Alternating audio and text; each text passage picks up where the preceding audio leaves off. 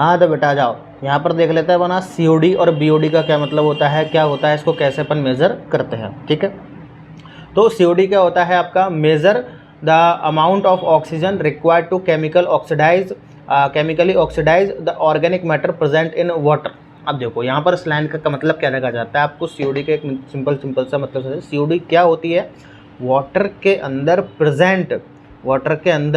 Present chemically oxidised organic material, chemically oxidised organic material, water के अंदर कौन present है, केमिकली ऑक्सीडाइज्ड ऑर्गेनिक मटेरियल। अब ये ऑर्गेनिक मटेरियल कितनी CO2 कितनी ऑक्सीजन को यूज़ कर रहा है, तो वो जितनी ऑक्सीजन को यूज़ कर रहा है वो यूज़ में आने वाला अमाउंट जिसको जब मेज़र किया जाता है तो देन वो क्या होता है आपका COD होता है। बात समझ में आई। The higher of the COD value the more organic pollutants are present in water sample. तो सिंपल सी बात है, जितनी ज़्यादा COD की वैल्यू आ रही है इसका मतलब है कि वाटर के अंदर उतने ही ज़्यादा ऑर्गेनिक पॉल्यूटेंट्स क्या होते हैं, प्रेजेंट होते हैं। ये बात तो सीधी बात है। क्यों? क्योंकि वाटर के अंदर ऑक्सीजन का यूज़ कौन में ले रहा है, कौन यूज़ में ले रहा है वाटर के अंदर ऑक्सीजन को, organic matter, chemically oxidise organic matter जो कि ऑक्सीजन को यूज़ में ले रहे हैं। अब वो यूज़ हुई ऑक्सीजन को जब मेज़र करते हैं तो वो COD के फॉर्म में करता है। अगर COD की वैल्यू ज़्यादा है तो यानी कि वाटर के अंदर ऑर्गेनिक पॉल्यूटेंट्स ज़्यादा है। बात समझ में आई। मेथड्स क्या क्या हो सकते हैं, एनालाइज कैसे करते हैं, सबसे पहले सैंपल को प्रिपेयर करते हैं। यहाँ पर एक स्पेसिफिक वॉल्यूम, जो भी आपको स्पेसिफिक लिखवाया जाए वो स्पेसिफिक वॉल्यूम जो होता है वाटर उस लेते हैं, किसका, वाटर सैंपल लेते हैं अपन यहाँ पर, और इसको मिक्स करते हैं किसके साथ, chemical oxidising strong chemical oxidising agents के साथ। अब स्ट्रॉन्ग केमिकल ऑक्सीडाइजिंग एजेंट्स कौन कौन से हो सकते हैं आपके यहाँ पर, पोटेशियम डाइक्रोमेट हो सकता है और सल्फ्यूरिक एसिड हो सकता है। ठीक है, तो एक वाटर का सैंपल लेंगे स्पेसिफिक वॉल्यूम का, एक वाटर सैंपल ले लेंगे, उसमें मिक्स कर देंगे क्या आपका पोटेशियम डाइक्रोमेट को, और किसको मिक्स कर देंगे आपका सल्फ्यूरिक एसिड को। ठीक है, उसके बाद इसका डाइजेशन कराएंगे। डाइजेशन का मतलब हीटअप कराएंगे।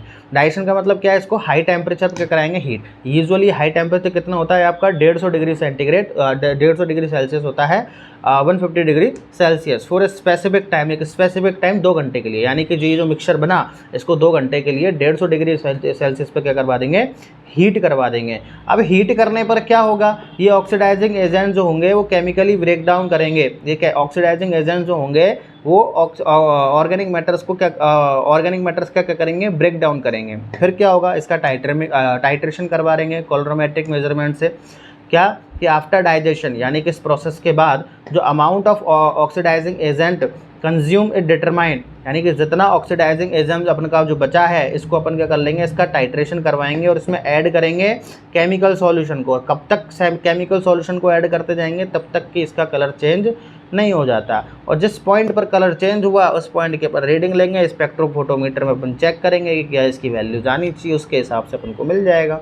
फिर आप इसका कैलकुलेशन कर लेते हैं, amount of oxidising agent consumed जो भी है आपका और कंज्यूम्ड जो भी है आपका वो डायरेक्टली क्या होता है, प्रोपोर्शनल होता है अमाउंट ऑफ ऑर्गेनिक मैटर का। यानी कि जितना ज़्यादा ऑक्सीडाइजिंग एजेंट कंज्यूम हुआ होगा उतना ही ज़्यादा ऑर्गेनिक मैटर सैंपल के अंदर प्रेजेंट होंगे। तो उससे क्या आ जाती है आपकी COD की वैल्यू आ जाती है। COD की वैल्यू को आप मिलीग्राम पर लीटर में क्या करते हैं, मेज़र करते हैं। COD के बारे में इतना ही एक सफिशिएंट मैटर होता है। बात समझ में आई। BOD का एनालिसिस कर लेते हैं। BOD का मतलब क्या होता है, chemical oxygen demand. BOD biochemical oxygen demand, और COD क्या होता है, केमिकली ऑक्सीजन डिमांड।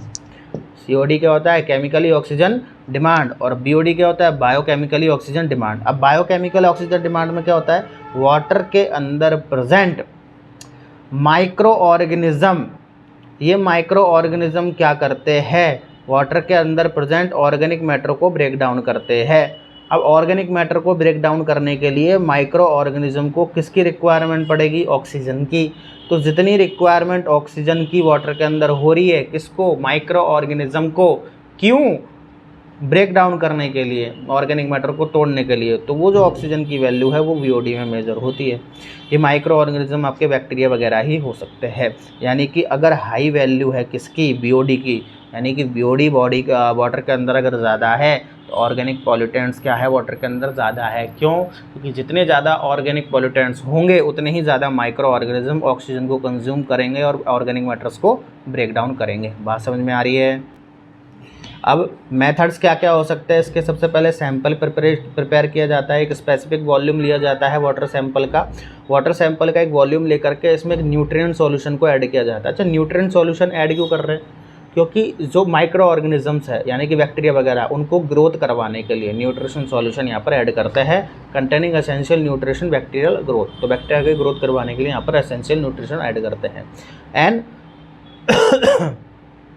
और कुछ स्मॉल अमाउंट में क्या करते हैं अपन, माइक्रो ऑर्गेनिजम्स को भी क्या करते हैं यहाँ पर ऐड करते हैं। फिर इसका क्या कर देते हैं, इंक्यूबेशन कराते हैं। सैंपल प्रिपेयर हो गया, वाटर के अंदर आप न्यूट्रिएंट सॉल्यूशन और कुछ क्वांटिटी में क्या करेंगे, आप स्मॉल अमाउंट में माइक्रो ऑर्गेनिज्म डालेंगे। फिर इनका इंक्यूबेशन करा देंगे। इंक्यूबेशन क्या करेंगे, इसको एक डार्क में यानी कि अंधेरे में 20 degree Celsius, usually room temperature ही हो गया, रूम टेम्परेचर थोड़ा सा कम है तो उसको मेंटेन करते हैं अपन 20 को ही, तो 20 डिग्री सेंटीग्रेड पर अंधेरे में यानी कि डार्क में इस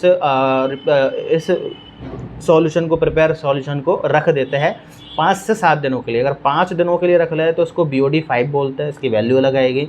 7 दिनों के लिए रखते हैं तो उसको BOD 7 बोलते हैं, इसकी वैल्यू अलग आती है। ठीक है, फिर इसका ऑक्सीजन मेजरमेंट कर लेते हैं। डिजॉल्व ऑक्सीजन लेवल कितना है, कितनी ऑक्सीजन वहाँ पर डिजॉल्व हुई है, यानी कि जितनी ऑक्सीजन डिजॉल्व हुई है इंक्यूबेशन से पहले यानी कि यहाँ रखने से पहले, डार्क में इतने दिनों से रखने से पहले कितनी ऑक्सीजन थी और रखने के बाद कितनी ऑक्सीजन है, दोनों में जो अंतर आएगा यानी कि जो अंतर है उतनी ऑक्सीजन क्या होगी, कंज्यूम्ड होगी, और जितनी ऑक्सीजन कंज्यूम हुई यानी कि उतने ही ऑर्गेनिक मैटर वाटर के अंदर प्रेजेंट थे।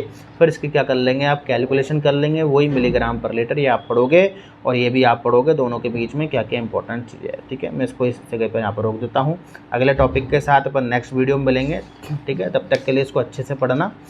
ठीक है, और बहुत बहुत धन्यवाद। अगर वीडियो पसंद आई है लाइक कर दो, शेयर कर दो, और जो लाल कलर का सब्सक्राइब का बटन है उस पर मुट्ठी मार दो। ठीक है, तो मिलते हैं नेक्स्ट लेक्चर में।